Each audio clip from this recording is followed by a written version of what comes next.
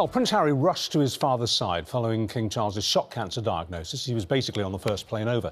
So now that he's back in the country, this is the question. Is it time for him maybe to step up and return to a little bit of royal life? Royal journalist Emily Andrews doesn't believe Harry should be welcomed back into the fold. But social commentator Iman Aitum says yes. Why not return to royal duties? What do you think, Emily? Why? No. Do you disagree? Absolutely not. No, he should not return to royal duties, predominantly because he has said himself that he doesn't want to do this.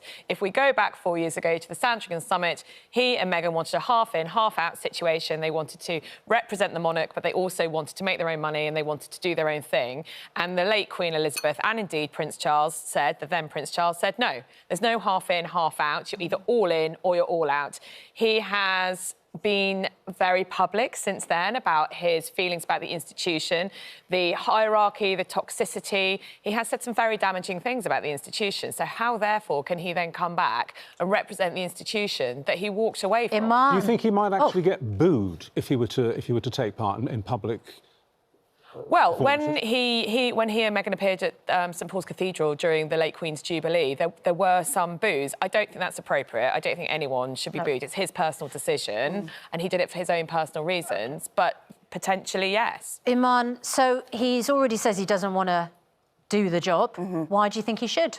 Well, firstly, it's about context, right? This was before the diagnosis as of late. Let's always put things into context. So that was once upon a time, during a rift, during a time where a lot of things were going thrown about. You know, he said something, everyone else said something. There was a lot of issues in the family, and that was during a time where things were quite tumultuous. Now we're in a situation where you've got his father who has been diagnosed with something quite serious. So for me personally, it's his opportunity to step up as a royal. It's his opportunity to step up as a son. It's opportunity for him to kind of take away some of the load from William after everything that he's going through with Kate. But these things that he said, you can't unsay things like that. He said them in public, he said them on American television, which was then beamed around the world. He put them in black and white in his book Spare. I mean, it's actually, you can't unsay or unwrite those things, can you? It's not like a row in private. Yeah, no, I totally agree. But for me personally, firstly, the issue...